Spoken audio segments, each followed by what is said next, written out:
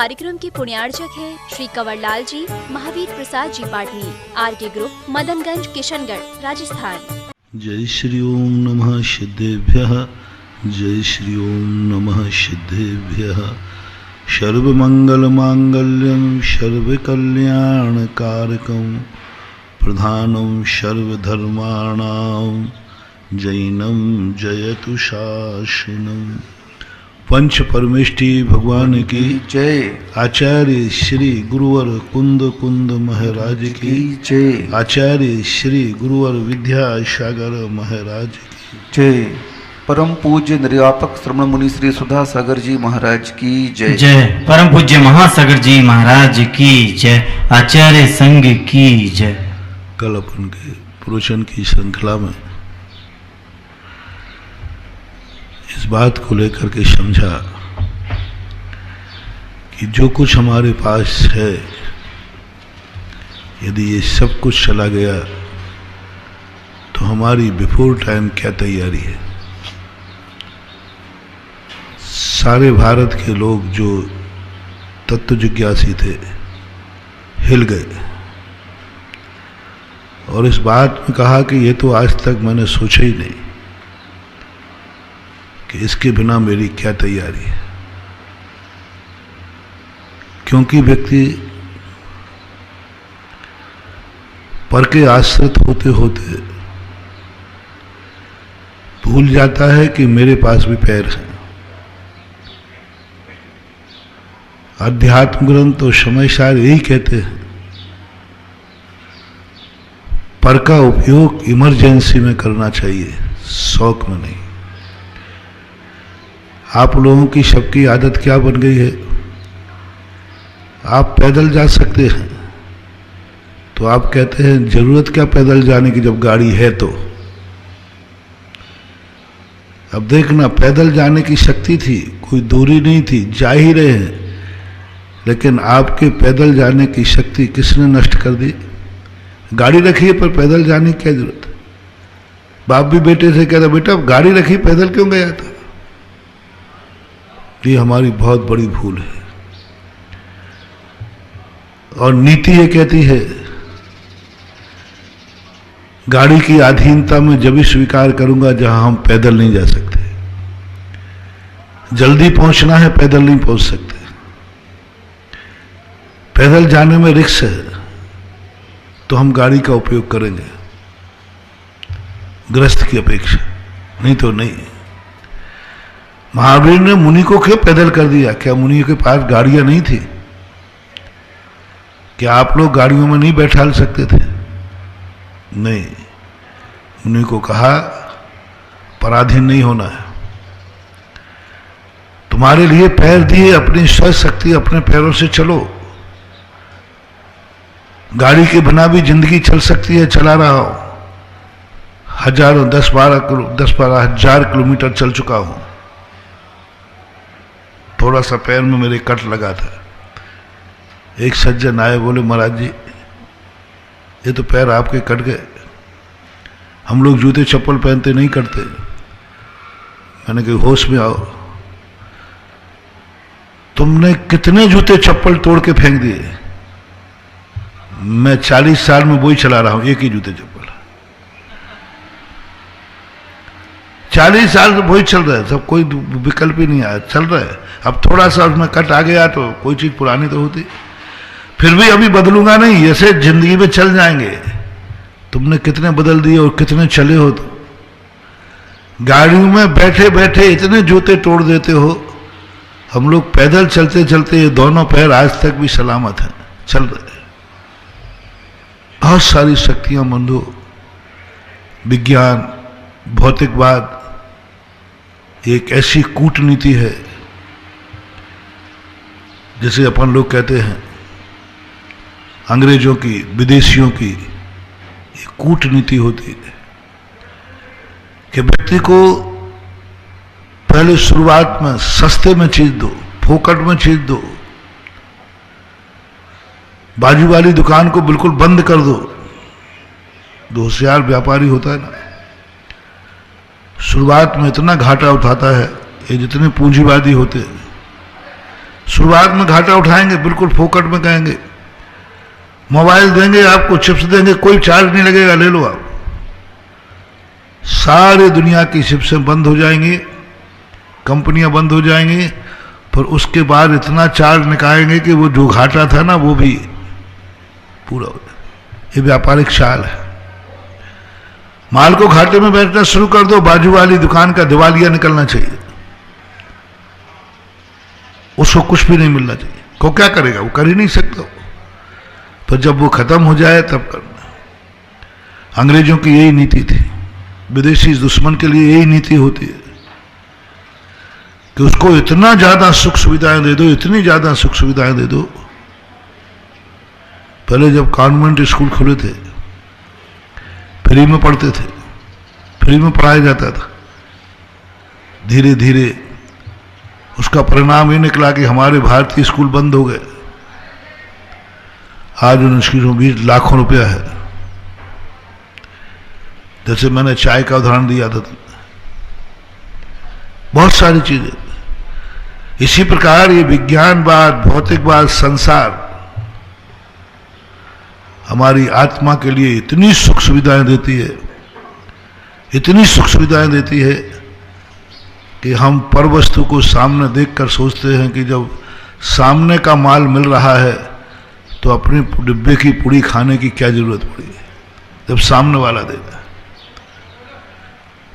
आपके पास आपके खुद के डिब्बे में टिफिन में पूड़ी है, रोटी है, और सामने वाला भी दे रहा है, और आप घर से बना के चले थे, रोटी लेके चले थे। अब सामने वाला कहना है कि इसकी रोटी फीकी करना है, तो उसने बढ़िया प्रकार का भोजन बनाया और कहा आइए साहब खाइए। झूठ मत बोलना, सही बोलना। तुम्हारे टिफिन में रोटी है थोड़ी बहुत ठीक ठाक, सामने वाले ने बढ़िया कोई पूरी आदि, मिठाई, मिष्ठान आदि बना के दिया। वो कह रहा आइए साहब ये खाइए। नहीं साहब मेरे टिफिन में है। अरे साहब क्या है टिफिन के, खाइए। आपका मन दोनों में किसे खाने का होगा? सामने वाला कोई फोकट में खिला रहा है, सम्मान के साथ, इज्जत के साथ खिला रहा है, और सब प्रकार की मिठाइयाँ उसमें, चाट पकौड़ी भी है, सब कुछ है। और आप घर से एक टिफिन लेके चले थे, आपकी माँ ने, आपकी पत्नी ने टिफिन रख दिया था, उसमें सीमाएं थी थोड़ी सी, और सामने वाले को सब व्यंजन है, सब। आप दोनों में से आपका मन किसे खाना पसंद करेगा? 99%। अब महाराज वो माल मिल रहा है, और देखो अब माल तो देखो महाराज, माल तो देखो उसमें क्या क्या है, और सम्मान के साथ खिला रहा है। यहां तो अपने हाथ से उठा के खोल के टिफिन में खाना पड़ेगा। 90.99 अपना टिफिन को यूजलेस, कुछ नहीं, घटिया, कुछ नहीं, क्या मां की भावना को कुचल दिया। पत्नी ने जो पवित्र भावना से बनाई थी वह रोटी, सामने वाले ने तुम्हारे लिए नहीं बनाई थी, उसको तुम्हारी मां की बेइज्जती कराना थी, मां की भावना को तुम्हारे द्वारा कुचलवाना था। तुम्हारा मन वहां चला जाए। कुंदकुंद स्वामी कहते हैं तुम समय सार के नाम लेने लायक भी नहीं हो। समय सार में तो प्रवेश की बात तो बहुत है, रोटी रखी है तो भी नहीं खाऊंगा, आज मेरा उपवास है। वो समय सार, नाम भी लेने के अधिकारी नहीं तुम अध्यात्म के, क्योंकि तुम्हारे घर से तुम्हें टिफिन दिया गया, मां ने दिया, और तुमने दोस्त के यहां बाजार में जाकर के टिफिन रखा गया। कई लोग इंद्रिय के चटकारू होते हैं, बाजार में चाट देख करके मचल जाता हुआ खा लेते। टिफिन रखा है, दुकान पर रखा, घर पर रखा, आपके पास रखा, बंधु बहुत बड़ा अनर्थ हुआ है। समझ लेना अभी तुम्हारा संसार बहुत है, तो बहुत ठगे जाओगे। तुम्हें कोई भी ठग लेगा। तुम अपनी मां को अपने भावनाओं से कुचल दिया। शाम को टिफिन वापस आ गया, माना का बेटा क्या बात? बोले मां उससे अच्छा भोजन थोड़ा वहां मिल गया था। मां के मन में एक टीस आएगी, मेरे से भी अच्छा भोजन देने वाला तेरा कोई है? बाहरी आइटम देख करके तूने मां को कुचल दिया, बोलेगी कुछ नहीं, अंदर से एक तुरंत टीस लगेगी। क्योंकि भावना बनाते समय जो मां ने संस्कार दिया था, बेटे को आज बाहर जाना है, टिफिन बनाओ, उन चक्रवर्ती का भोजन भी कोई देवे और मां के हाथ की बनी हुई सूखी रोटी भी अनंत शक्तिमान होती है उन व्यंजनों की अपेक्षा, क्योंकि उसमें भावना निहित है। वो अपनी है, अपनी मां की है। जिस मां का दूध है, जिस मां का खून है, वो उसकी है। अपनी रोटी नहीं साहब, मैं अपनी मां की रोटी को ठुकरा दूं, मेरी ये ताकत है। और दुश्मन चाहता है कि तुम्हें, इसलिए उसने खोला टिफिन, उसको मालूम था कि तुम टिफिन लेके आए हो। उसने कहा नहीं, मैं तुम्हारा कल्याण नहीं होने का। तुम्हें क्या लगा सामने वाला कितना अच्छा आदमी है, अपने लिए भोजन लाया और मुझे खिला दिया, तुम बड़े खुश हो जाओगे, बड़े और इतने आनंद में आ जाओगे, ओह भाई मान गए तुम्हें, तुमने मेरे लिए अपना भोजन भी मुझे खिला दिया। अरे मूर्ख, उसने अपना भोजन तुम्हें नहीं खिला दिया, तुम्हारे द्वारा तुम्हारी मां की भावनाओं का मर्डर करा दिया। तुमने क्या समझा कि हमें उसने भोजन करा दिया? नहीं, मां के भोजन को यूजलेस कर दिया, निरर्थक कर दिया, बेकार कर दिया। कितनी बुरी भावना कर दी उसमें। ये पैथी कौन समझ पाओगे? इस रहस्य को कौन समझ पाएगा? सामने वाला यही लग रहा है कि हमें कुछ दे रहा है, कुछ दे रहा है, तुम्हारे हाथ से तुम्हारी मां की भावना को कुचल दिया। नमोकार मंत्र नहीं पढ़ने से दुर्गति नहीं होती। कितने दुनिया में लोग हैं नमोकार मंत्र नहीं पढ़ते, कभी सब दुर्गति जाते हैं, पढ़ते नहीं, कोई मंत्र नहीं पढ़ते। लेकिन नमोकार मंत्र जो पढ़ता है वही अपने पैरों से नमोकार मंत्र को कुचल दे तो नरक निश्चित है। अंतर समझना, अंतर समझना बहुत बड़ी बात है। दुनिया में नमोकार मंत्र बहुत कम लोग जानते हैं, जैनियों के अलावा प्राय जानते ही नहीं, वे सब दुर्गति नहीं जाते। लेकिन देवताओं ने कहा इसकी दुर्गति कराना है चक्रवर्ती की, उसने कोई दूसरा साधन नहीं ढूंढा। उसने कहा इसको कुछ भी कराऊंगा, हो सकता है ये दुर्गति से बच जाए।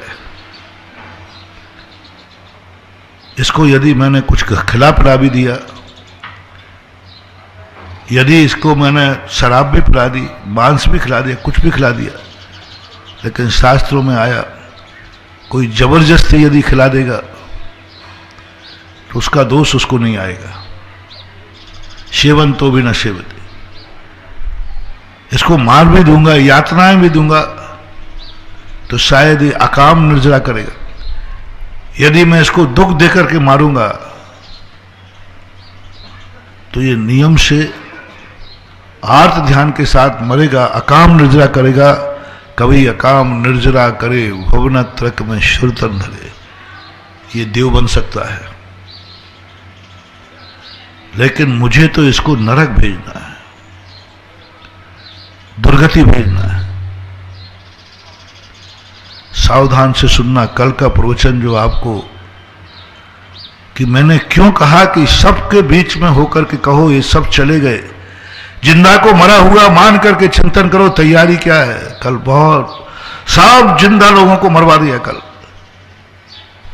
ये सोच के करो पति जिंदा है, मर गया तो क्या तैयारी है।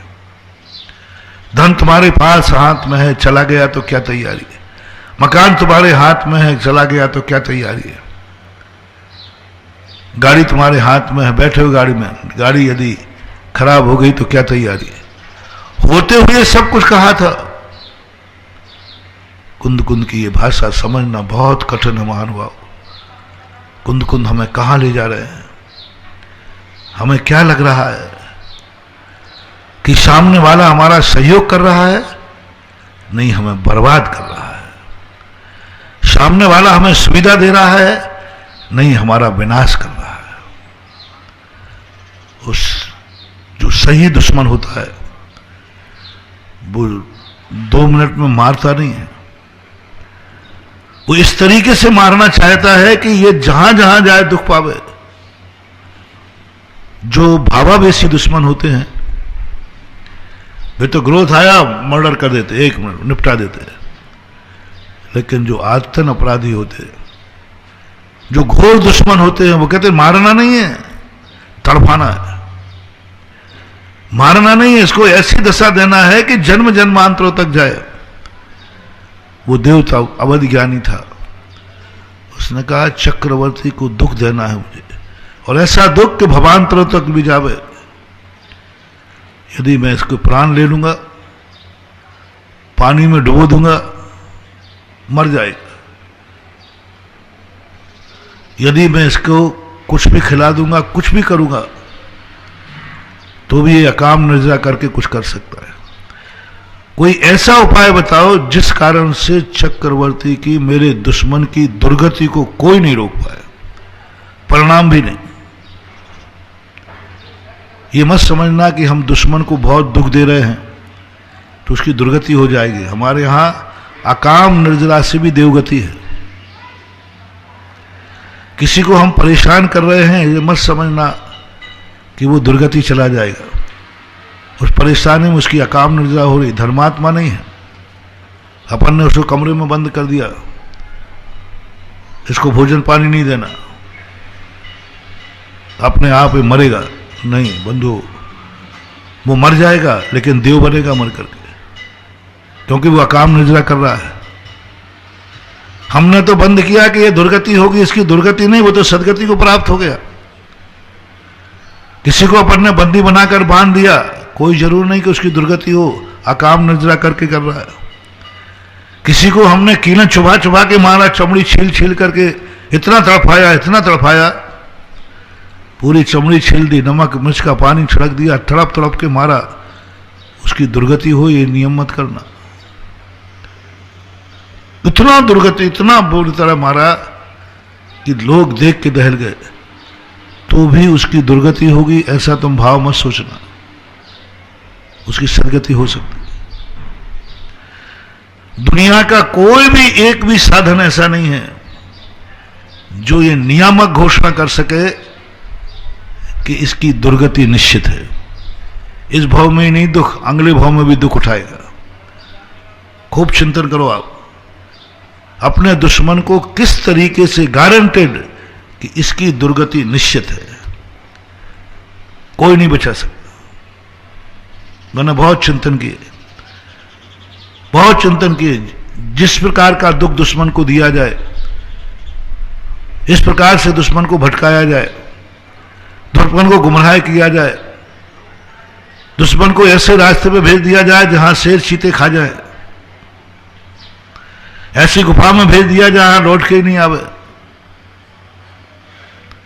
हर स्थान पर जनवानी ने कहा कोई जरूरी नहीं कि उसकी दुर्गति हो जाए। आप भी सोचो, अपने दुश्मन को ऐसा कोई दुख दिया जाए जो जन्मांतरों तक दुखी हो गए, जन्मांतरों तक दुखी हो गए, इस भाव में नहीं अगला भाव भी दुखमय हो गए। ऐसा कौन सा उपाय है? ऐसा कौन सा उपाय है? आप खोजना, मैं आपको बता देता हूं। यदि दूसरा आपको मिले तो आप पूछ सकते हैं, जिज्ञासा में पूछ लेना। मैंने तो जो खोजे हैं, मैंने तो हर जितने दुख अपन दुश्मन को देंगे वो हो सकता है उसको फायदा कर जाए, प्राण भी ले लेंगे, मर करके देव बन जाए। मात्र शास्त्रों में खोजने पर एक उपाय मिला, एक उपाय मिला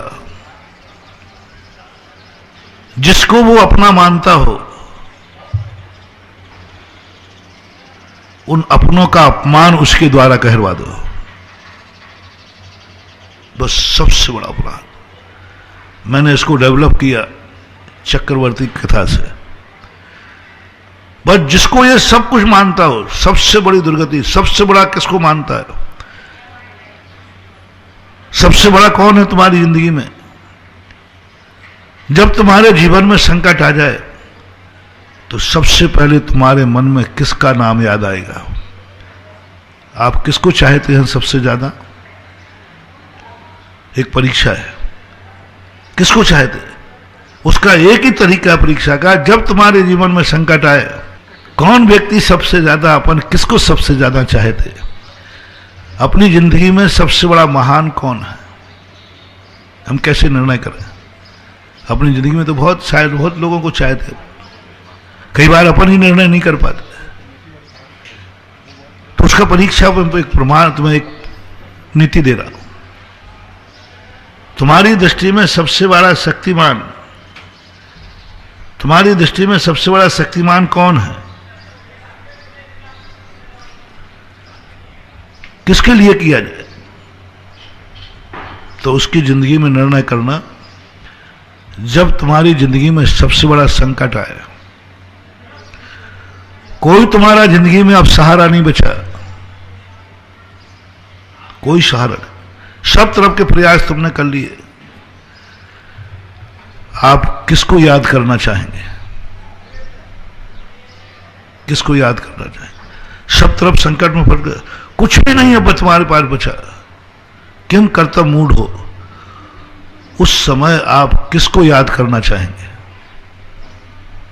जिसका नाम तुम्हारे मन में आ जाए कि हे फलानी शक्ति तुम मुझे बचाओ, तुम ही बचा सकते हो, अन्यथा शरणम नास्ति तुम्हें शरणमम। पर जिसका नाम तुम्हें आ जाए, समझ लेना तुम उसी को सबसे ज्यादा चाहते हो। मां बाप का नाम आ जाए तो मां बाप ठीक, छोटा सा बच्चा होगा तो कोई भी संकट आएगा, उसके मुख से सबसे पहला शब्द क्या निकलेगा? मां। वो मां को चाहता, मां से बड़ा दुनिया में कोई नहीं, वो सबसे बड़ी शक्ति है। अब यदि उसका विनाश करना है तो उससे मां को एक गाली दिला दो, मां को बुराई करा दो, मां की उपेक्षा करा दो, मां से अलग करा दो, मां को एक लात मरवा दो, कोई ताकत दुनिया की नहीं रोक सकती। दुर्गति निश्चित है, क्योंकि उसने किसका अपमान किया है? जिसको वो सबसे ज्यादा चाहता था। ये दुश्मन की नीति है, किसको सबसे ज्यादा चाहता है बस उसका अपमान उससे करा दो, उसको इस ढंग से भड़का दो कि वो मां को एक बार गाली दे देवे, दुनिया की कोई ताकत उसे बचा नहीं सकती, दुर्गति निश्चित है। 100 भवों तक अनाथ होगा, क्योंकि आज उसने अपमान किसका किया है? जिसका उसकी दृष्टि में सबसे ज्यादा सम्मान था। संकट में किसको पुकारता था? विपदाएं किसको सुनाता था? कौन उसकी इच्छाओं की पूर्ति करता था? सबसे एक बालक के लिए उसकी इच्छाएं पूर्ति करने वाला कौन है? मां। विपत्ति में किसका सहारा? मां का। बस उस मां के विरोध में कर दो, मां के प्रति घृणा भर दो। वो एक कार अपने मन से मां के प्रति घृणा कर दे, 100 भवों तक अनाथ होगा। दुश्मन का बदला तुमने एक भव में नहीं 100 भवों तक के लिए ले लिया। ये दुश्मन पुराण है, मैं दुश्मन पुराण तुम्हें इसलिए पढ़ा रहा हूं जिससे तुम सावधान हो जाओ।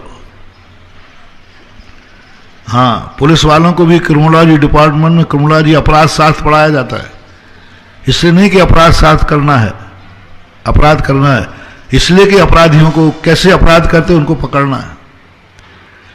मैं तुम्हें दुश्मन पुराण पढ़ा रहा हूं, इसलिए पढ़ा रहा हूं कि दुश्मन किस तरीके से तुम्हारी जिंदगी में आएगा, तुम सावधान रहना। तुम्हें पहले निर्णय करो, बालक हो तो तुम्हारी जिंदगी में सबसे बड़ा आदमी कौन, शक्तिमानी कौन, तुम्हारा रक्षक कौन, तुम्हारी विपदाओं को दूर करने वाला कौन, किसका नाम तुम्हारे मन में आता है? बालक का उदाहरण दिया, मां का। बालक से मेरा बहुत अच्छी तरह निवेदन है, आज 9 बार कायुष्यर करके नियम ले लेना, जिंदगी में कभी मां के विरोध में मत जाना, जिंदगी में कभी मां की बुराई मत सुनना, जिंदगी में कभी मां को अपराध मत करना, मां की उपेक्षा मत करना, क्योंकि तुमने एक दिन उसको सर्वश्रेष्ठ माना है। क्या माना? तुम्हारा, मेरी तरफ से नहीं कह रहा हूं, दूसरा तुम्हारी मां की उपेक्षा करे उसको नहीं कह रहा हूं। तुमने बचपन में सबसे ज्यादा श्रेष्ठ किसको माना? आपसे पूछा है। मां को मान दे, बालक किसको मानेगा? बस आज एक नियम लेना है, जो जो तुम्हारी जिंदगी में तुम्हारी मां की बुराई करें, मां के विरोध में जाए, समझ लेना वो तुम्हारा बहुत बड़ा दुश्मन है, तुम्हें अनाथ बनाना चाहता है। बस एक ही नियम ले लो, जिसको मैंने सर्वश्रेष्ठ माना है। एक दिन वो था कि मेरी हर इच्छा को, जब मुझे कोई इच्छा होती थी तो कौन पूरी करेगा? मेरा वान होता, मां पूरी कर देगी, बाप नहीं करता, बाप नहीं करता। बच्चे बाप के पास नहीं जाते, मां के पास जाते हैं। उसको आशा है मां पूरी कर देगी। गलती करने के बाद भी वो बाप का सामना नहीं करता, मां का कर देगा। मां मुझे माफ कर देगी, बाप का सामना नहीं करता, बाप से डरता है, मां से नहीं डरता। वो जानते हैं मां ने मुझे माफ कर देगी। मेरे जीवन में जो विपदा आई है वो मां को पुकारता है, मां। ये यदि तुम्हारी जिंदगी में ऐसा हुआ हो, जिंदगी में ऐसा तुम्हारा घटित हुआ हो, जिंदगी में कभी तुमने ऐसा किया हो, जिन्होंने नहीं किया हो मैं उनको नहीं कह रहा हूं, लेकिन मेरा विश्वास है कि संसार में ऐसा कोई व्यक्ति नहीं है जिन्होंने छोटी अवस्था में सब कुछ अपनी मां को माना होगा। भगवान को भी नहीं, वो तो जानते ही नहीं। एक का ईश्वर आपको करना है आज। मैं तुम्हें इसलिए बचा रहा हूं कि मेरा भाव है कि मेरा भक्त, मेरा प्रवचन सुनने वाला जब भी जन्म ले मां की गोदी मिले, मां का दूध मिले, अनाथ ना हो। इसलिए कह रहा हूं क्योंकि मुझे मालूम है कि जिसको तुमने सब कुछ माना है, यदि उसका तुमने अपमान कर दिया, उसका थोड़े मन में पक्ष आ गए, तो तेरा अनाथ होना निश्चित है। दूसरों की जूठन पे पड़ेगा। जन्म तो मां से मिलेगा, लेकिन मां की गोद नहीं मिलेगी। बहुत बड़ा मंत्र दिया आत्मा, बहुत बड़ी नीति दी हमने, बहुत बड़ी शक्ति दी। तब तुम्हें कोई कितना भी भड़काए, कितना भी कुछ करे, नहीं करना, नहीं करना। थोड़ा बड़े होने के बाद तुम पैतरा बदल देते हो, तुम इष्ट बदल देते हो। तुम्हारे मन में मां से ज्यादा पिता का महत्व हो जाता है थोड़े बड़े होने के बाद, क्योंकि फीस कौन देता है, खर्चा कौन देता है, शौक कौन पूरे कराता है? मां नहीं, पिता। जब आपके पास जब कोई भी स्थिति बनती है, खर्चे पैसे के लिए चाहिए है, कपड़े चाहिए है, कोई इच्छाएं पूरी करना है, थोड़ा बड़े होने के बाद 10-12 साल के बाद आप अपनी इच्छाओं की पूर्ति करने के लिए किसको चुनोगे? किसको चुनोगे? आपके ऊपर संकट आया बड़े होने के बाद, आप मां को पुकारेंगे कि पापा को? आप नदी में कूद गए, बहने लगे, मम्मी पापा दोनों खड़े हैं, आप बड़े हो गए। मैंने कहा ना 8 साल से बड़े हो गए, 10-12 साल के हो गए, और आपके मम्मी पापा दोनों खड़े हैं और आप नदी में गिर गए हैं। आपके मुख से किसका नाम निकलेगा? मम्मी का क्यों नहीं? अभी तक तो मम्मी थी। महाराज जी, अब मैं बड़ा हो गया, मम्मी नहीं संभाल पाएगी। मैं छोटा था, मम्मी कंधे पे उठा सकती थी। मैं छोटा था, मम्मी गोद में उठा सकती थी। अब मैं बड़ा हो गया, अब मां नहीं उठा पाएगी। वो जानता है मां नहीं उठा पाएगी, मां नदी में कूद नहीं पाएगी, मां मुझे बचा नहीं पाएगी। तुरंत आपने पैतरा बदल दिया। आज तक मां को पुकारते थे, 8 वर्ष के बड़े होने के बाद हर व्यक्ति पापा को पुकारता। पापा। इच्छा पहले छोटी सी थी, दूध पीने की, बहुत छोटी थी, थोड़ा सा नींद आने की। अब इच्छाएं इतनी बढ़ गई कि माँ के पास तो कितना पैसा है वो जानता है। पहले चॉकलेट के पैसे माँ से मांग लेता था क्योंकि इतना पैसा माँ के पास होता है, लेकिन अब बड़ा होने के बाद वो जानता है कि जितना पैसा मुझे चाहिए तो मम्मी के पास है ही नहीं। ये मम्मी में ताकत ही नहीं कि अब मुझे गिरने से उठा ले। आप प्रैक्टिकल करना जो मैं कह रहा हूं। छोटा बालक था, वो गिरा, मां मैं गिर गया, और बड़ा बच्चा गिरा, मम्मी पापा दोनों बैठे, उसके मुख से पापा शब्द निकले, पापा, क्योंकि वो जानता है अब मेरी शरीर में इतना वजन हो गया कि मां नहीं उठाएगी, पिता उठा सकता। मैं नदी में गिरा हूं, मां तो तैर के ही नहीं जानती, मां तो कूद ही नहीं पाएगी, पापा कूद सकते। अब मेरी समस्या का समाधान पापा के पास है। ये समय ये कितने दिन तक चलते हैं? पापा ज्यादा दिन नहीं चलने वाले, ज्यादा दिन नहीं चलने वाले। अब आप बस दूसरा आप नियम ले लें।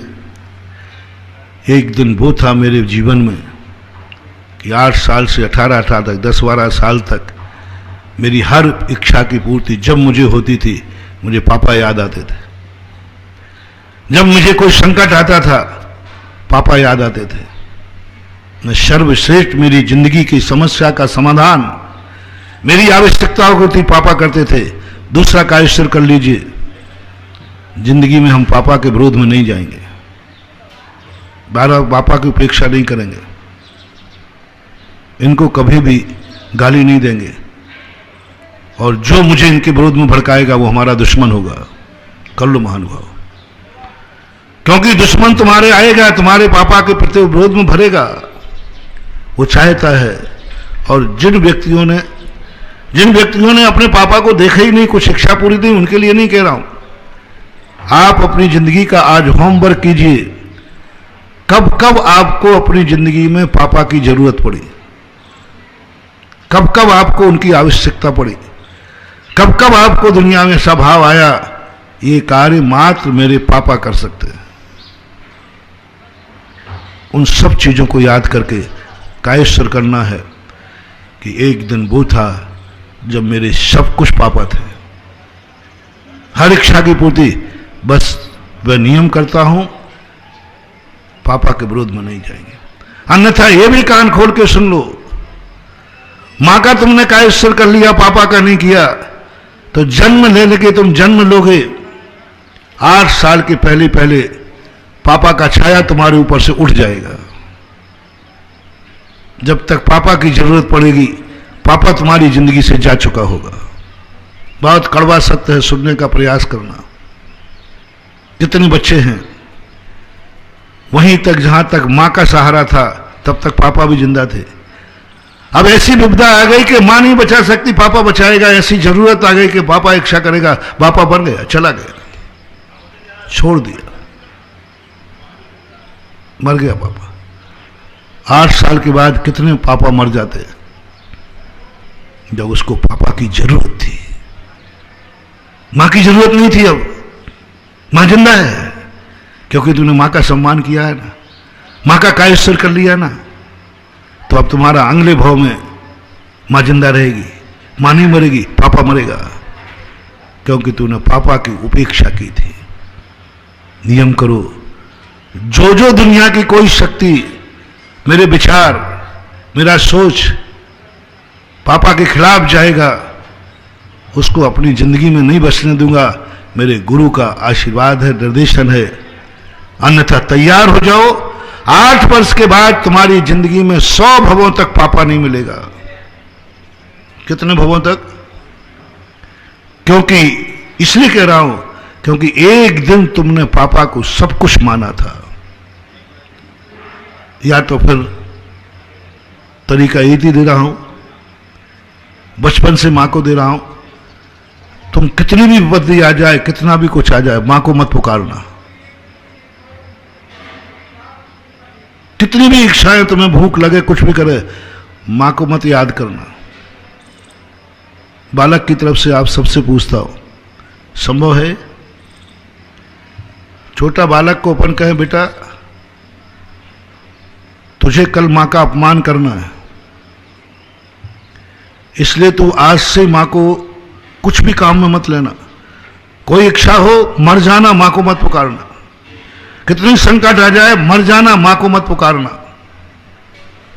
क्योंकि यदि तुमने मां को पुकारा है तो फिर तुम अपमान करने के अधिकारी नहीं हो, तुम्हारी दुर्गति होगी। इसी प्रकार 8 वर्ष से जो बड़े हो गए हैं वे नियम कर लें कि मैं अपनी इच्छा पापा से पूरी नहीं कराऊंगा, कितनी संकट आ जाए पापा को नहीं पुकारूंगा।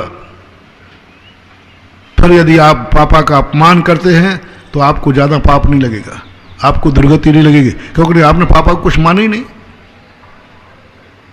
कुछ भी नहीं माना। मेरी जिंदगी में मैंने नियम कर लिया पापा से कोई इच्छा पूरी नहीं कराऊंगा, पापा मेरे कोई संकट दूर नहीं करे, मर जाऊंगा तो भी नहीं कराऊंगा। फिर बड़े होने के बाद आप पापा की बुराई सुनिए, आप पापा को बुरा बोलिए, आप पापा के साथ बुरा कर दीजिए, आपको ज्यादा पाप नहीं लगेगा, आपकी दुर्गति होगी, ऐसा कोई नियम नहीं है। लेकिन एक दिन वो था कि तुम्हारे लिए कोई दूसरा नहीं था, मात्र एक पापा थे। एक दिन वो था जब तुम्हारे आंसू किसी ने नहीं पहुंचे, पापा ने पहुंचे। एक दिन वो था जब तुम्हारी हर इच्छा पापा ने पूरी की। एक दिन वह था कि तुम नदी में डूब के मर रहे थे, मां ने नहीं, पापा ने बचाया था। एक दिन वो संकट में पड़े थे कि कोर्ट में जाकर पापा ने जमानत ली थी, और तुम्हें भी मालूम था इसके अलावा मुझे कोई नहीं, सामने नकार दिया था, सबने नकार दिया था कि मैं कोई जमानत नहीं लूंगा, सबने, मार पापा ने जमानत दी थी। सबने कुएं में उतरने को मना कर दिया था, पापा उतरे थे मेरे लिए। मुझे विश्वास था बंधु दूसरा का ईश्वर करना है, उनकी बुराई सुनना नहीं, उनका बुरा करना नहीं, उनकी उपेक्षा करना नहीं। अब थोड़े और आप बड़े हो गए, आपकी इच्छाएं बढ़ी, आपकी समस्याएं बढ़ी। आपको मालूम है मेरा पापा ये सब पूरी नहीं कर सकता, मेरे पापा में शक्ति नहीं है, मुझे जितना पैसा चाहिए वो पापा के पास है ही नहीं, मेरी जितनी इच्छाएं हैं वो पापा पूरी कर ही नहीं सकता। मैं अब वजनदार हो गया, पापा उठा ही नहीं सकते मुझे गिरने से। यहां से शुरुआत होती है धर्म की। अभी तक धर्म की कोई जरूरत नहीं थी, इसलिए इसको नाबालिग बोलते हैं। 18 वर्ष के पहले तक नाबालिग है, क्योंकि वो बात इतनी समझ रहा है, माँ बाप मेरी जिंदगी में है सब कुछ, लेकिन 18 वर्ष के बाद अब तुम्हारा जीवन माँ बाप के काबू से बाहर है। अब माँ बाप तुम्हारे साथ नहीं रह सकते, माँ बाप से तुम्हें ऐसे स्थान पर भी जाना पड़ेगा जहां तुम्हारे माँ बाप नहीं पहुंच सकते, नहीं जा सकते, वे काम में नहीं आ सकते। ऐसी इच्छाएं तुम्हारी पूरी हो सकती है। 18 वर्ष के बाद ऐसी इच्छाएं हैं जहां माँ बाप पूरी नहीं कर पाएंगे। माँ बाप से कहोगे भी बेटा मैं क्या कर सकता हूं, मैं क्या कर सकता, पढ़ाई तक वो कर सकते, किताब लाके दे सकते, ट्यूशन लगा सकते, कोचिंग करा सकते, अच्छी पढ़ा सकते, अच्छे कॉलेज में भेज सकते, लेकिन पापा क्या अच्छी नौकरी दिलवा सकते हैं? क्या अच्छी नौकरी दिलवा सकते? अच्छा कॉलेज दिलवा सकते हैं, लेकिन अच्छी फैक्ट्री नहीं दिलवा सकते। अच्छा कॉलेज दिलवा दे कि पापा के हाथ में है। अभी तुमने कहा पापा मैं उस कॉलेज में पढ़ूंगा, बेटा पढ़ा लगा, क्या बात है, डोनेशन लगेगा, लग जाएगा। पढ़ाई तक पापा काम आते हैं, पढ़ाई के बाद अब पापा से कहो पापा आप आईजी हो, मुझे आईजी बनवा दो ना, आप कलेक्टर हो, मुझे कलेक्टर बना दो ना, मुझे फलानी कंपनी में नौकरी दिला दो ना। पापा कहे बेटा ये इच्छा मेरे काबू से बाहर है, मैं नहीं कर सकता। पापा मैं वहां जा रहा हूं, वहां कोई संकट आ गया तो आप बचाने आओगे? मुझे आप वहां भेज रहे हैं, मैं जा रहा हूं और ऐसे खतरनाक स्थान पर जा रहा हूं, अभी तक तो मेरे लिए जब भी कोई संकट आया आप मेरे साथ थे। नदी किनारे भी घूमने गया, आप सामने खड़े थे, आपको पुकारा, आपने निकाल दिया। 18 वर्ष के बाद पिता कहां कहां तक तुम्हारे साथ जा सकता है। अब तो तुम्हें जाना पड़ेगा पापा, वहां तक, वहां जाना पड़ेगा जहां पापा पहुंच नहीं सकते। यहां भी जाना पड़े जहां तुम पापा को पुकार नहीं सकते, जहां फोन भी नहीं कर सकते। कुछ भी हो सकता है।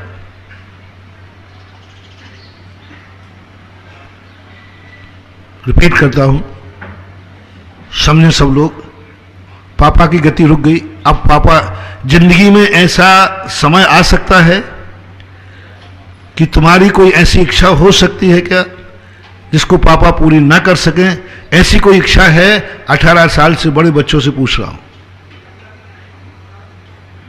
बोलो रे बेटे संस्थान वाले, ऐसी इच्छाएं हैं तुम्हारे मन में जो तुम्हें मालूम है कि ये पापा पूरी नहीं कर पाएंगे? है कि नहीं? अब बोलो ना। है, बहुत सारी महाराज, बहुत सारी। तो या तो बेटा आज से उन इच्छाओं को खत्म करो। मैं नियम करता हूं, मैं वह इच्छा नहीं करूंगा जो मेरे पापा के कुवत की बाहर है। चलो यह नियम ले भी लोगे। ये नियम करो कि मैं वहीं तक जाऊंगा जहां पर विपदा आए तो पापा बचा ले। मैं जैसे ही मुझे संकट आए मैं पापा को बुलाऊं, वो आके मुझे बचा ले। उससे ज्यादा मैं कहीं दूर नहीं जाऊंगा। ये नियम पल सकता है? बोल भाई, पल सकता है? चेन्नई गया, चेन्नई कहां? और मऊगा में वहां से आवाज लगाना, हो पापा। पापा कहे पता नहीं कहां। अरण्य वन के रुदन को कौन सुनने वाला है? जिंदगी में ना जाने कितने जंगल आते हैं, ना जाने जिंदगी में कितनी घाटियां आती हैं, ना जाने जिंदगी में ऐसे स्थान आते हैं जहां तक पापा को आवाज लगाने से कोई फायदा पहुंच ही नहीं सकती। आवाज ही नहीं पहुंचेगी वहां तक, आवाज ही नहीं पहुंच सकती। संपैथी भी नहीं पहुंच सकती, क्योंकि वो इतने विशुद्ध नहीं है, इतने साधक नहीं है, इतनी सिद्धियां नहीं है उनके पास कि हम वहां से भावना भेजें। और मान लो वो भावना पहुंच भी जाए तो उनमें इतनी ताकत नहीं है कि वे हमारे पास तक आ सके। संकट ऐसा है, कुएं में पड़े हो, चारों तरफ से संकट में घिरे हो। मान लो तुमने पापा को पुकारा और वहां तक आवाज पहुंच भी गई, हो सकता है, होता है। और पापा ये कह सकते, मुझे ऐसा लग रहा है कि मेरे बेटे पे कोई संकट है, मुझे भास रहा है ऐसा, मेरा बेटा विपदा में है, मेरा बेटा परेशानी में। यहां तक हो सकता है, लेकिन क्या पापा वहां पहुंच सकते हैं? फीलिंग तो हो गई, लेकिन पहुंचने की शक्ति नहीं है वहां। जब तक पहुंचेंगे तब तक तो कबाड़ा हो जाएगा। अब मैं तीसरा नंबर कायस्वर कराने की बात करता हूं। ऐसा कौन तीसरी शक्ति है तुम्हारी जिंदगी में जहां मां और पापा दोनों इच्छाएं पूर्ति करने में समर्थ हैं? कोई तीसरा व्यक्ति खोजो जो तुम्हारी इच्छाओं को पूर्ति कर सकता है, जो तुम्हारे उस संकट में भी बुलाने पर जा सकता है, जिसके पुकारने पर तुम बच सकते हो।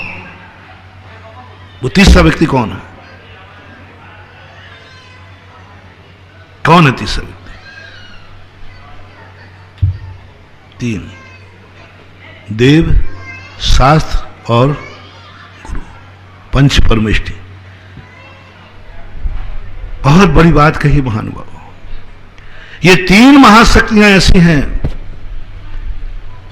जहां तुम्हारी, यदि इनको अपन ने प्रसन्न कर लिया, इनके अनुकूल यदि हमने नियम ले लिए, इनके प्रति यदि हमने आज कायस्वर कर लिया, तो इनमें वो ताकत है कि संसार की ऐसी कोई इच्छा नहीं है जो इनकी कृपा से पूरी न हो, और ऐसी कोई विपदा नहीं है जो इनके पुकारने पर वो विपदा टले नहीं। हुआ ऐसा, हुआ ऐसा। यदि आपको कभी ऐसा लगे, जिनको नहीं लग रहा मैं उनको उपदेश नहीं दे रहा, मैंने कहा ना मेरे उपदेश तो मेरे अपनों के लिए हैं। बाप जो कुछ भी कमाता है बेटे को वसीयत देता है, मैं 24 घंटे में जो कमाता हूं अपने भक्तों को वसीयत में देता हूं, अपनों को देता हूं। पर जो नहीं सुनना चाहते उनको कोई मतलब नहीं। जो मेरे भक्त हैं, जो मेरे मानते हैं, उनसे मेरा कहना है कि कभी जिंदगी में ऐसा भाव आया कि ये इच्छा तो मेरे माँ बाप पूरी नहीं कर पाएंगे, मेरा गुरु पूरी कर सकता है, यदि आया हो तो। नहीं आया हो तो मैं कुछ भी नहीं बोल रहा। आया हो तो विपदा में तुम पड़ गए और पढ़ने के बाद तुम्हें आया हो, ये विपदा को मात्र मेरा गुरु दूर कर सकता है। और तुमने गुरु को पुकार दिया हो, गुरु महाराज आपके अलावा कोई नहीं बचा सकता, ये इच्छा की पूर्ति आपके अलावा कोई नहीं कर सकता, तो महानुभाव कायेश्वर कर लो। जिंदगी में हम गुरु के खिलाफ नहीं जाएंगे, गुरु का अपमान नहीं करेंगे, गुरु की बुराई नहीं करेंगे, सुनेंगे नहीं। हम गुरु की कभी उपेक्षा नहीं करेंगे, क्योंकि एक दिन मैंने उनको सर्वश्रेष्ठ माना था, सर्वश्रेष्ठ माना था कि मेरी जिंदगी का संकट मात्र एक गुरु कर सकता है, दुनिया में कोई ताकत नहीं है। यदि कभी ऐसा भाव आया हो तो अब फिसलना मत, क्योंकि तुमने एक दिन सर्वश्रेष्ठ किसको माना था? माना था तो कह रहा हूं, माना था, बस सब दरवाजे बंद कर दो। मैं कुछ नहीं सुनना चाहता हूं, मैं गुरु के विरोध में नहीं जाऊंगा। कारण क्योंकि मैंने इनको एक दिन सर्वश्रेष्ठ माना था, सर्वश्रेष्ठ संकट हरता माना था, सर्वश्रेष्ठ इच्छा पूर्ति माना था। इससे अलावा मेरा दो कोई बड़ा था ही नहीं। मेरे जीवन में जब विपदा आई, मेरे मुख से गुरु का नाम निकला था। ऐसे संकट में जब तुम पढ़ो और उस समय तुम्हारे मन में ये विचार उठे जो मैं कह रहा हूं, और एकदम गुरु का नाम निकल जाए, गुरु महाराज बस अन्यथा शरणम नास्ति तुम्हें शरणम मम तस्मात् कारण रहावे ने रक्ष रक्ष जिनेश्वर। बस एक अंदर से निकाल दो, ऐसा परिणाम कभी आया, अन्यथा शरणम नास्ति तुम्हें शरणम मम, तेरे अलावा मेरी जिंदगी का कोई भी नहीं है, बस तू ही सब कुछ है। यदि ऐसा भाव आया हो तो चाहे मरना पड़े तो मर जाना, लेकिन गुरु का अपमान मत करना, मन से, वचन से, काया से ना करना, ना करवाना, और दूसरा करे तो सहन भी नहीं करना। तीसरी बात इसी संबंध में कहता हूं, कभी ऐसा तुम्हें लगा हो कि नहीं गुरु भी तो छद्मस्त हैं, गुरु की शक्ति से बाहर है, ये जो इच्छा मैं पूरी कर रहा हूं गुरु नहीं कर पाएंगे, ये जो संकट आया है ये गुरु तो पूरा नहीं कर पाएंगे। तो चौथा व्यक्ति कौन है? चौथा व्यक्ति कौन है? भगवान, या मंत्र ले ले बस, शास्त्र, देव शास्त्र गुरु मंत्र। कभी ऐसा मन में आया कि जो मेरे में इच्छा है ये मंत्र नमोकार मंत्र पूरी कर सकता है, जो विपदा आई है ये फलाना मंत्र पूरी कर सकता है, नमोकार मंत्र से पूरा हो सकता है। यदि कभी ऐसा परिणाम आया हो तो कायेश्वर कर लो। चौथा, हम नमोकार मंत्र का कभी अपमान नहीं करेंगे। कोई कहेगा कि नमोकार मंत्र का अपमान कर, नहीं तो मार डालूंगा, बोले मार डालो साहब, मर जाऊंगा लेकिन अपमान नहीं करूंगा, क्योंकि एक दिन मुझे सर्वश्रेष्ठ था। पांचवा कायेश्वर करिए, भगवान का। भगवान, कुछ इच्छाएं ऐसी हैं जिसके लिए मात्र एक अंतिम शक्ति बचती है, भगवान। जिनेन्द्र देव, तुम्हारे इष्ट देव, उस विद्या में भगवान बचा सकते हैं। अपने जीवन में संकल्प कर लेना कि मेरे एक दिन बोझ नहीं आया था जब मेरी जिंदगी में कोई सहारा नहीं था, मात्र भगवान का एक सहारा याद आया था, एक भगवान के गंदोदक का याद आया था, भगवान की शांति धारा याद आई थी, जब सब अपने माँ बाप भी सामने खड़े थे, मेरे मन ने कहा ये नहीं बचा पाएंगे, डॉक्टर भी खड़े थे, गुरु भी खड़े थे, भगवान भी खड़े थे, बस एक ही बात आई कि शांति धारा बचा सकती है। यदि मेरे नाम की शांति धारा हो गई, मेरे नाम का गंधोदक मिल गया, यदि भगवान का नाम मेरे मुंह से निकल गया, तो मेरी विपदा टल सकती है।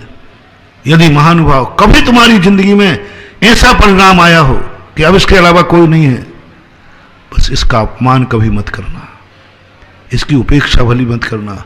सारे देवता तुम्हारे लिए टुकड़े टुकड़े कर देवे तो कह देना कि मैं उस महाशक्ति का अपमान नहीं कर सकता जो मेरे एक दिन सब कुछ थी, सब कुछ थी। भगवान का अपमान नहीं, शांति धारा का अपमान नहीं सुनूंगा मैं। क्यों? एक दिन मेरे मन में भाव आया था, मात मुझे बचा सकती है तो कौन? शांति धारा। बस उसका अपमान कभी मत करना, उसका अपमान कभी मत सहन करना, उसकी बुराई मत सुनना। कभी आया है कि गंधोदक ही मुझे बचा सकता है, तो गंधोदक का महानुभाव बहुत सावधानी। कभी आया हो भाव तो उसको याद दिला रहा हूं कि यदि गंधोदक मिल जाए भगवान का, तो मुझे मालूम है भक्तांबर में कहा है कि हमारा जीवन मृत्यु तक पहुंच जाए तो बचा सकता है, बस मुझे गंधोदक बचा सकता है। महानुभाव कभी भी जिंदगी में एक भाव आया हो तो गंधोदक का अपमान मत करना, होने मत देना, एक बूंद का नहीं, अपमान मत करना, क्योंकि एक दिन उस विपदा में सर्वोच्च कौन था? गंधोदक था। इसी प्रकार आप और किसी में लगा लीजिए, जिंदगी में आपके लिए जहां जहां जो जो सबके लिए, मैंने तो एक सैंपल दिया, जहां जहां जो जो सबके लिए ऐसा आवे कि बात यही मेरी इच्छा पूरी कर सकता है, यही संकट में आ सकता है, ऐसा परिणाम तुम्हें कभी आया हो, बस उसका अपमान नहीं करना। उस देवता ने चक्रवर्ती से पूछा, चक्रवर्ती को भय दिखाया। चक्रवर्ती ना, कोई नहीं बचा सकता मुझे, सेना है नहीं, चक्र है नहीं, सबको मैं निषेध कर आया, मात्र एक नमोकार मंत्र मुझे बचा सकता है। बस संकट की घड़ी में पहचान ले। उसने नमोकार मंत्र जपना शुरू कर दिया। देवता कांप गया, इसका तो अभी अंतिम बचाने वाला कोई है, अंतिम बचाने वाला कोई है। मैं तो सबको छुड़वा दिया था, चक्र भी छुड़वा दिया, परिवार भी छोड़ दिया, सेना भी छुड़वा दी, सब कुछ छुड़वा दिया, मात्र अभी इसके पास बचाने वाला एक है। वो क्या था उसके पास? नमोकार मंत्र। बस मिल गया, इसकी दुर्गति करा दूंगा, बस इसका एक बार अपमान कराना है। मैंने पहले ही कहा था ना, उसको मार डालें, उसको दुख देवें तो भी दुर्गति होगी, ये कोई नियम नहीं है। जो उसका सर्व से प्रिय है, बस उसको एक बार अपमान करा दो, दुर्गति निश्चित है। देवना ने जाना कि इसको सर्वश्रेष्ठ इसकी जिंदगी में नमोकार मंत्र, सबसे ज्यादा विपत्ति में नमोकार मंत्र है, बस इसका अपमान करा दो, सीधा नरक जाएगा। और उसने अपनी चालबाजी से उस अपमान कराया नमोकार मंत्र को पैर रखवाया और कहा, दुष्ट, आज तूने जो तेरी जिंदगी में सर्वश्रेष्ठ था, जिसको एक दिन तूने कहा था दुनिया में कोई नहीं बचा सकता नमोकार मंत्र, आज उसी पर पैर रख दिया, जा अब तुझे कोई नहीं बचा सकता, सीधा 7 में नरक चला गया। यदि देवता चक्रवर्ती को डुबो के मार भी देता ना तो नरक जाता, ऐसे कोई नियम? दूसरे के मर्डर करने से क्या मर्डर करने वाले की दुर्गति होती है? नहीं होती। 500 मुनियों को घानी में फेल दिया, आग लगा के जला डाला, कोई सदगति हुई? कोई दूसरे के मारने से दुर्गति नहीं होती है। दुर्गति होती है तुमने अपने सबसे प्रिय मंत्र के ऊपर पैर रख दिया। इसलिए विज्ञान अपने मूल विषय था कि विज्ञान वहां हमें ले जा रहा है जहां हम अपने को ठुकराते हैं। कहां से शुरू हुई थी? सामने वाले ने तुम्हें बहुत अच्छी मिठाइयां दी, तुमने किसको ठुकरा दिया? यही शुरू थी ना? मां की रखी हुई रोटी घर वापस पहुंच गई। मां ने क्या बनाया था?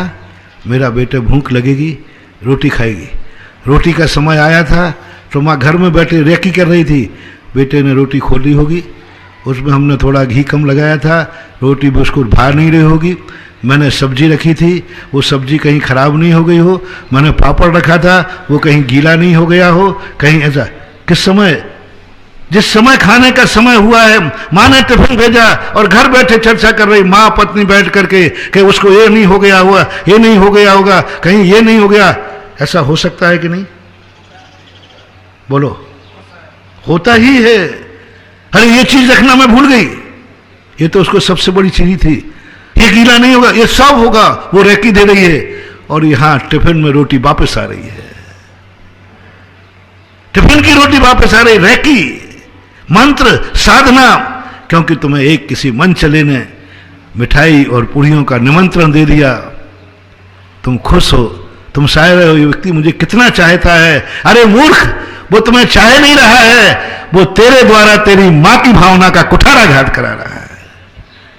ये सोच तुम्हारी कब आएगा? ये सोच कुंद भगवान देंगे, ये सोच अध्यात्म देगा, ये सोच हमारी सेल्फ रीडिंग देगी, ये सोच हमारा स्वर्ग का अनुभव देगा। ये कुंद भगवान के कॉलेज में ये पढ़ाया जाएगा। पूछेंगे कुंद भगवान, कल तो पूछा था इसके बिना तैयारी क्या है, कल पूछेगा कि तेरे पास एक रोटी है और सामने वाला कह रहा है ये मिठाई पूरी है, दिवाली का दिन है, और करूं, दिवाली का दिन है, सामने वाला पूरी मिठाई खिला रहा है और माँ की रोटी बड़ी। कुंद पूछेंगे तूने इन दोनों में से किसे स्वीकार किया था? यदि तुम कहोगे नहीं, मैंने कहा नहीं, सब कुछ जाएगा, माँ ने रोटी दी वो खाऊंगा। कुंद स्वामी कहते हो तुम रिटर्न इंटरव्यू में पास होने लायक हो, तुमने दुनिया का लोभ ठुकरा दिया माँ के सामने, ये अपनी माँ की रोटी है। ये तो उदाहरण के रूप में दे रहा हूं। महावीर भगवान की जय। परम पूज्य निर्यापक श्रमण मुनि पुंगव श्री सुधासागर जी महाराज की जय। इस कार्यक्रम के पुण्यार्चक थे श्री कंवरलाल जी, महावीर प्रसाद जी पाटनी, आरके ग्रुप, मदनगंज, किशनगढ़, राजस्थान।